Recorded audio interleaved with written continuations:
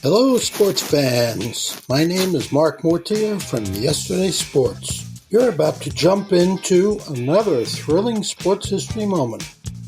But first, let's dive into today's sponsor, just in time for the holiday season. Introducing Art of Words, the brainchild of word artist Dan Duffy from Philadelphia. Dan meticulously crafts stunning images by handwriting relevant words from some of the greatest sports moments in time. These unique, budget-friendly illustrations are the perfect gift, sparking cherished memories and capturing hearts. Choose from city skylines, sports, history, and musicians to find a piece for everyone. And here's the exciting part. For that sports fanatic in your life, gift them a piece of their favorite team or player's history. Art of Words tells a compelling story. Explore collegiate stadiums, each meticulously crafted with every football victory etched in words. Or venture into baseball stadiums, handwritten with every player from the team's illustrious history.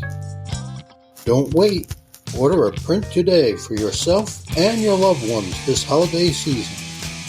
Transform your wall into a gallery of captivating art and surprise your family and friends with a print of their own.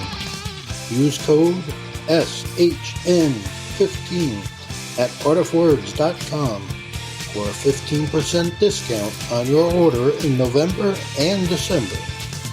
Visit Art of Words, where words magically transform into stunning art, evoking cherished memories and touching the hearts of those you care about.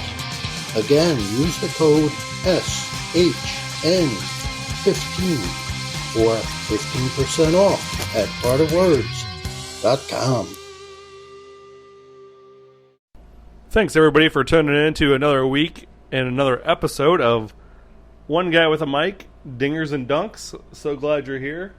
So glad to have you listening. This week, we lost the Major League Baseball trading deadline went by, and Juan Soto got traded to the Padres for a fleece of players. Wilson Contreras or Ian Happ never did end up traded away from the Cubs. And I think the odds-on favorites has to be the Padres to win in the NL now that they will also be getting Fernando Tatis Jr. back at the end of the year or the end of the month. So that's going to have Machado, Tatis, and Soto in that lineup. Now that's going to be filthy. So this week we're going to discuss, we lost a couple great legends this week with Vin Scully and Bill Russell both passing. And so, as on Dingers and Dunks, we like to celebrate not only the current players that we have, but also we honor the ones that did play and the ones that we have lost. And Vin Scully may not have played, however, he was an integral part of baseball announcing. And not only just baseball announcing, but sports announcing in general as well. So before we get into the life and career of Vin Scully and Bill Russell, let's start a little Did You Know? So, did you know Dodger Stadium is the largest baseball stadium in the United States and the world?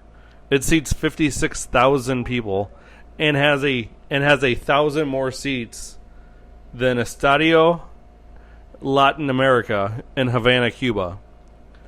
Oakland Coliseum, now known as Ring Central Coliseum, was the holder of that until at 63,132, but that was until the A's limited capacity to just over 47,000 seats.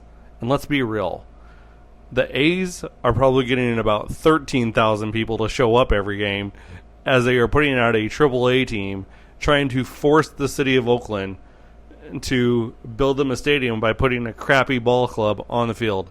I probably would say that's probably not one of the best ways to do it. However, they have presented Oakland with numerous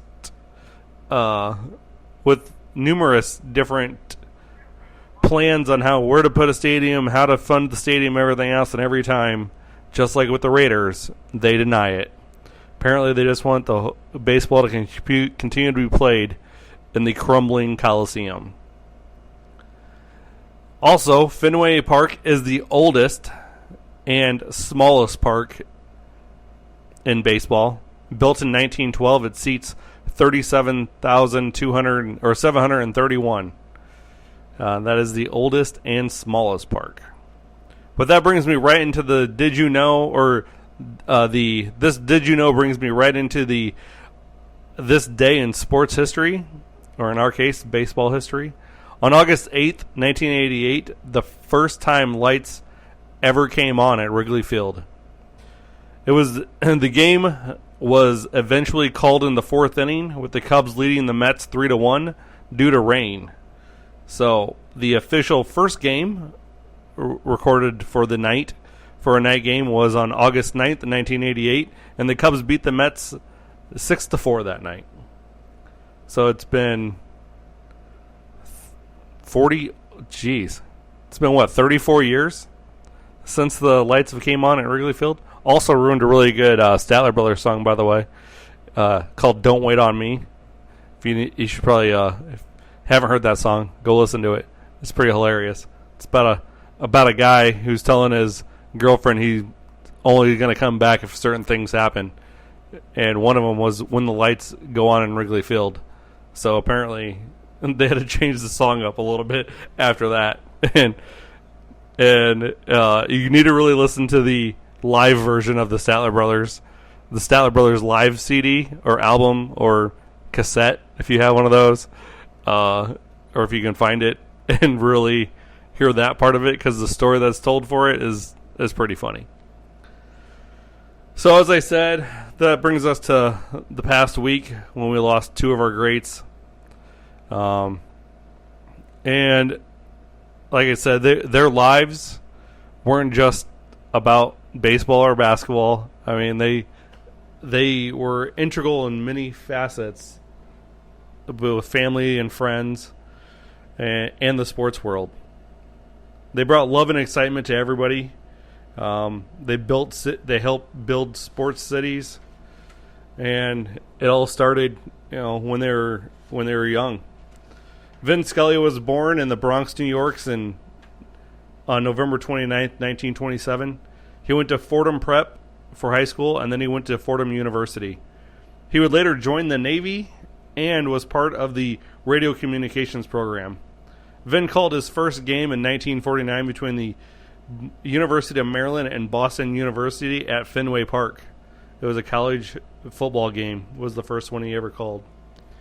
This got the attention of the CBS network. Red Barber, he was the sports director. And when Ernie Harwell left the Dodgers broadcast booth to go broadcast for the New York Giants, Vin was given the job, and he was only 22 years old at the time. Scully worked with Barber and Connie Desmond during this time and he worked with them up until Barber left, and then when when Brooklyn decided to move to LA, Connie Desmond didn't go with. And in 1953, he worked the World Series, which would have been his first World Series, with Mel Allen of the New York Yankees, as they would both broadcast it.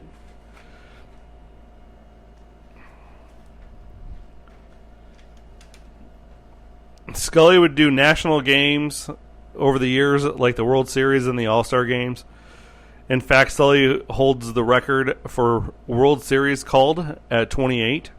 Joe Buck, I'm pretty sure, might be able to break that, but Joe Buck's a really bad announcer, in my opinion. He would also be the voice of the Saturday afternoon games of the week on NBC. And not, like I said, not only did he announce baseball games, but he did football games from 74 to 82. And he was the announcer for the infamous catch by Dwight Clark in the NFC Championship game against the Dallas Cowboys. He also has infamous calls of Buckner's error and Kirk Gibson's home run off two bad knees. He was with the Dodgers for 67 seasons, and that is a record for an announcer with one organization. During his time with the Dodgers, he would announce 20 no-hitters and 3 perfect games.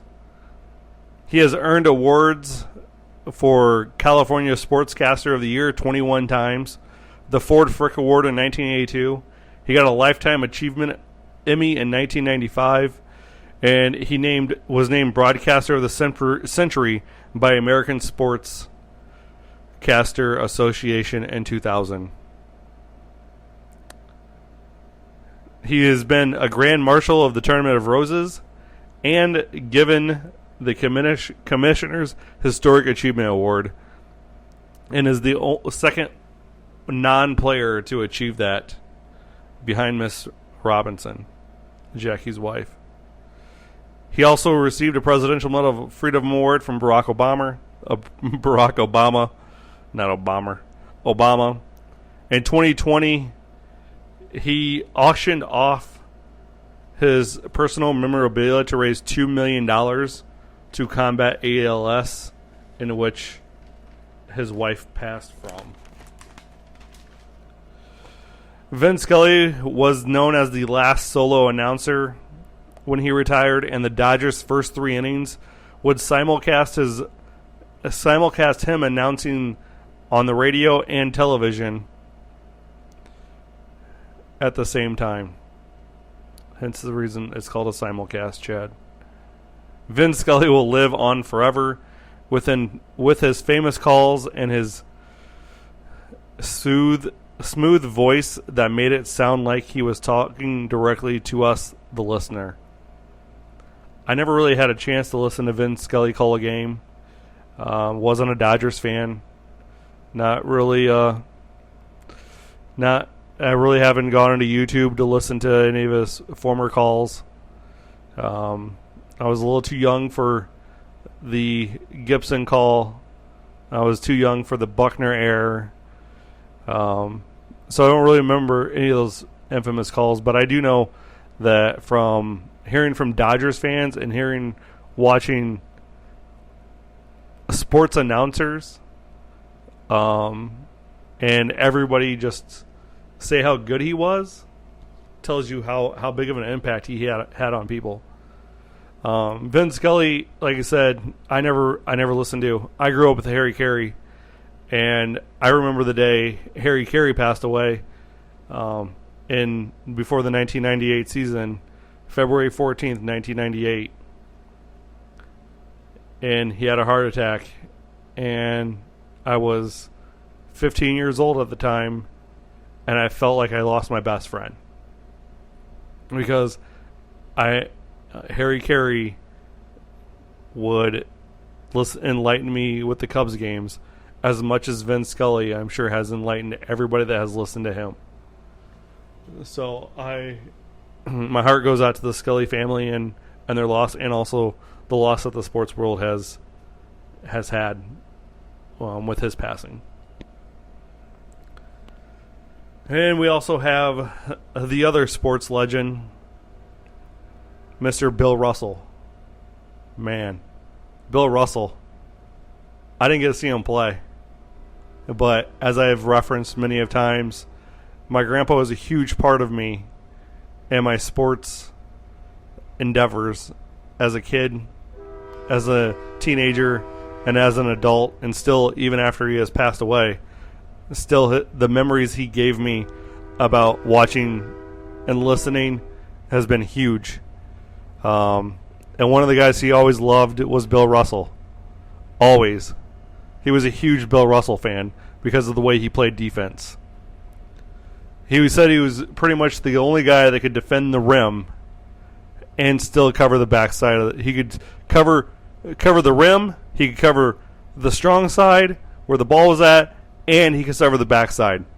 He was a one-man wrecking crew, and he was fast from sideline to sideline. Oh, with Bill Russell, his number 6 being from the Boston Celtics and the San Francisco Dons, both of which have been retired. He wore number 6 in the 1956 Olympics, which that Olympic team went 8-0, and they would beat teams by an average of 53.5 points per game. So, y'all want to talk about the 1991 Dream Team? We're going to talk about the 1956 Olympic basketball team on one episode. After finding out what they did, what Bill Russell and Casey Jones did to win a gold medal in Melbourne, Australia that year, it deserves an episode. So Bill Russell, he wasn't known much for his offense, and at the time your forward and centers were your offense. Your guards would bring the ball up, dish it down low, and then you'd score your 2 buckets and go back on defense. But Bill Russell changed the way that was. He basically was the guy that you could, even though he wasn't going to, he still averaged 15 points a game for a career. But he changed the way it was on defense. And at times, even the other coaches, like the Philadelphia Warriors coach, complained one time that he was playing a one-man zone and that he should be called for more fouls. So, unlike the likes of Mikan, Chamberlain, Kareem, and Shaq, who are known as scorers of the game, and all over 7 feet tall, Bill Russell at 6'10" could handle them all. He could manhandle these bad guys. He did it with Chamberlain, even though Chamberlain still averaged more points and more rebounds. However, at the end of the day, the Celtics would always win. Russell anchored the defense for the Celtics from 56 to 69. His last 3 years of his coaching from 67 to 69 was as a player, was also as a head coach. He averaged 42.3 minutes per game, 22.5 rebounds per game. He had 4.3 assists per game. And like I said, he had 15.1 points per game. And as a big, he had 2.7 fouls per game. Blocks were not a stat at that time, but it is said that he had 7 blocks on average a game. And it wasn't like he would block it and it would go out of bounds. No, he would block it to where his teammate or himself would be able to get the ball and then transition into transition to offense. That is what he was known for. He came second in the NBA Rookie of the Year voting behind Tommy Hennessy, his teammate with the Celtics. He had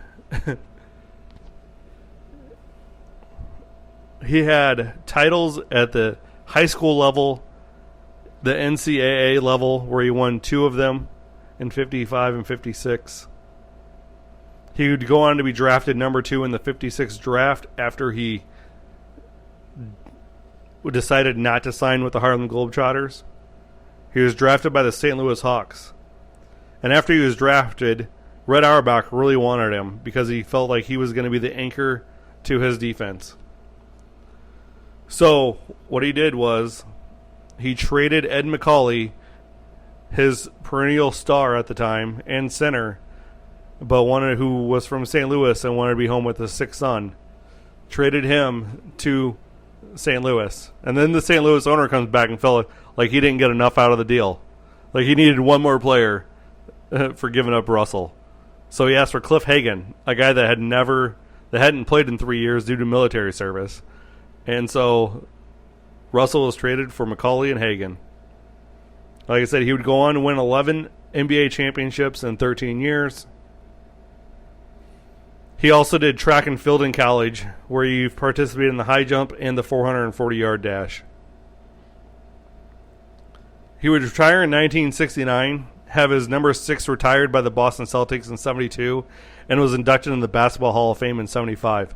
He would skip both of these ceremonies. Bill Russell had a problem with media and just trust of others at times. And it was probably because of all the racial injustices that he suffered in the 50s and 60s and also growing up. and watching his parents endure it. And so sometimes as you're growing up,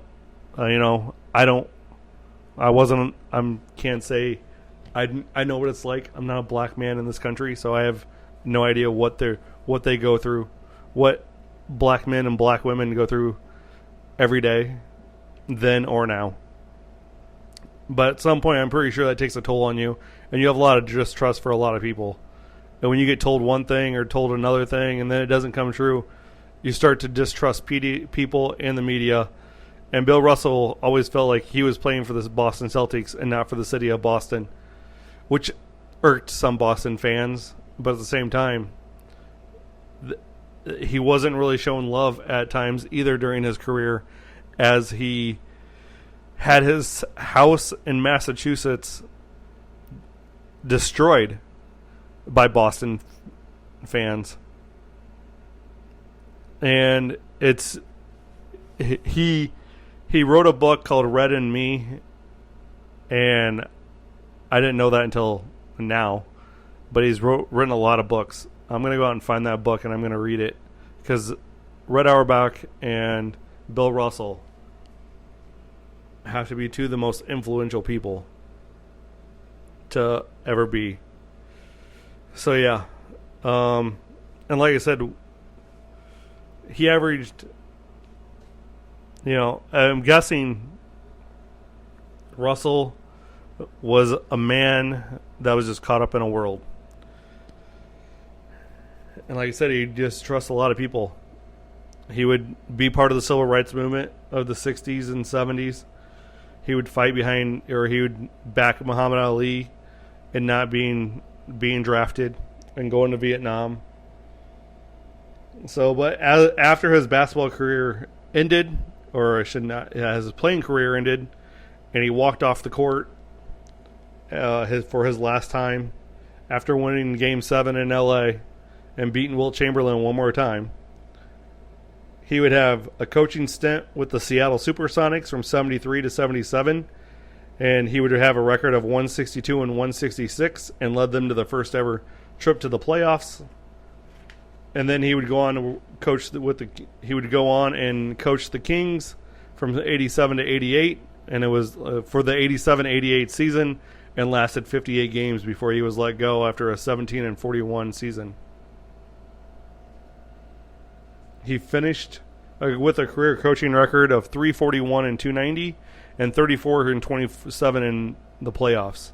This would lead to him getting inducted into the Basketball Hall of Fame as a coach in 2001, in which he would attend the ceremony at that time. Russell also tried many things outside of basketball. He owned a restaurant. He golfed. He was a vegetarian. He worked as a color commentator, and said that he couldn't give enough 8-second bites in order to be a good one because of the knowledge he has. He hosted an episode of SNL. Like I said, he wrote books and even played a judge on Miami Vice. He would help at the request of Don Chaney, the head coach of the LA Clippers and former team of his. He would try to help Benoit Benjamin as a center in the 1985. He stayed away from the public limelight in the 90s, and then at the turn of the millennium, he would be more involved in basketball and life in general. He helped end the feud between Shaq and Kobe. He gave commencement speeches at Harvard and at the likes of Harvard and elsewhere. He would be inducted as a member of the National Collegiate Basketball Hall of Fame in its first class, and he also was inducted in FIBA's Hall of Fame first class as well. He had the Finals NBA MVP award named after him, and he was awarded a Presidential Medal of Freedom award in 2011 by President Barack Obama. Russell was considered the consummate defensive center, noted for his defensive intensity, basketball IQ, and will to win. He excelled at playing man-to-man defense, blocking shots, and grabbing rebounds. He could score with putbacks and would make mid-air outlet passes to Bob Cousy for his fast breaks. He was a fine passer and pick-and-roll setter. And he has a left-handed hook shot, which my grandpa loved. He loved guys that could shoot left-handed. And I couldn't guard my grandpa's left-handed hook shot. I would hate to see if somebody could be able to guard his Russell's left-handed hook shot. Jeez. His 5 NBA MVP awards is tied with Michael Jordan and is behind Kareem Abdul-Jabbar with 6. He made 3 All-NBA first teams and 8 second teams, and he was a 12-time All-Star. He's one of 3 players to ever make the 25th, 35th, 50th, and 75th anniversary teams. And he's ranked number 18 on the ESPN's 50 Greatest Athletes of the 20th Century in 1999. And he was also voted by ESPN as the third best center of all time behind Kareem and Wilt. And he was named Slam's third best player of all time behind Jordan and Chamberlain.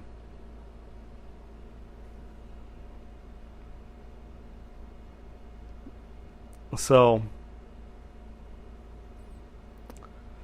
of Russell, former NBA player and head coach Don Nelson, who played against Russell in one of the NCAA championships, said there are 2 types of superstars. One makes himself look good at the expense of other guys on the floor, but there's another type who makes the players around him look better than they are, and that's the type Russell was.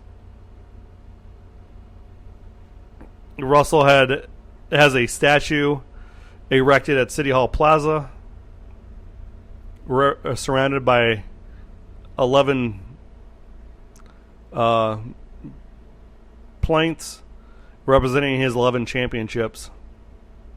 And each plinth features a key word, a related quote to illustrate Russell's multiple accomplishments.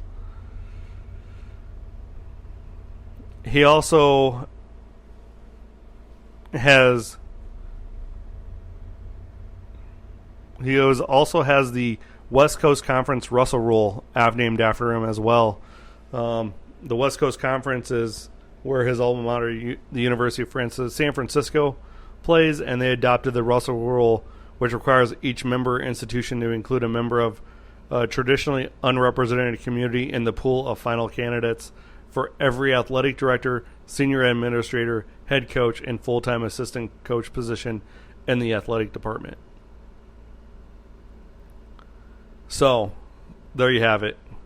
2 legends that have influenced people on and off the court, the field, the press box. And guys, I am hoping I can find YouTube videos on so I can go back and watch them this upcoming week. As always, thanks for everybody tuning in. I appreciate everybody that listens. I appreciate everybody that finds us. Always hit the follow button, ring the bell to subscribe. Follow me on Twitter. Follow me on TikTok. Follow me on Twitch. One Guy with a Mic Sportscast is what's on Twitch. One Guy with a Mic is everywhere else. Instagram. I really haven't been posting a lot lately. It's just been a summer where I've just been trying to enjoy myself. So gonna start posting more stuff coming up. As soon as I get done doing golf tournaments and everything with my crazy cousin that I golf with. So, all right. Tell somebody you love them, guys, and hug somebody. Have a good day. Hey there, sports history fan. This is Arnie Chapman, a.k.a. the Football History Dude, and I wanted to thank you for stopping by to listen to another episode here on the Sports History Network. Our podcasters are passionate about uncovering and sharing sports stories from yesteryear. And if you didn't know it already, we have over 30 shows across the network covering all sorts of sports history topics. In fact, here's a glimpse into one of our awesome podcasts here on the network. The Pigskin Tales podcast is all about the lesser-known pro football players. Yes, there are stories about the ones we know, like Brad Tarkenton. And Harold Red Grange. But have you ever heard of Ernie Nevers? How about Dave Osborne or even Grady Alderman? These men created their own path to the NFL. How did they do it? Listen to the Pigskin Tales podcast, now streaming on your favorite music platform. Go to pigskintales.com. How about that? I bet you're super hyped to go listen to that new podcast, right? Well, to learn about this show and all the other podcasts on the network, head over to sportshistorynetwork.com/podcasts. Again, that's sportshistorynetwork.com/podcasts. Head over there today to find your next favorite sports history podcast.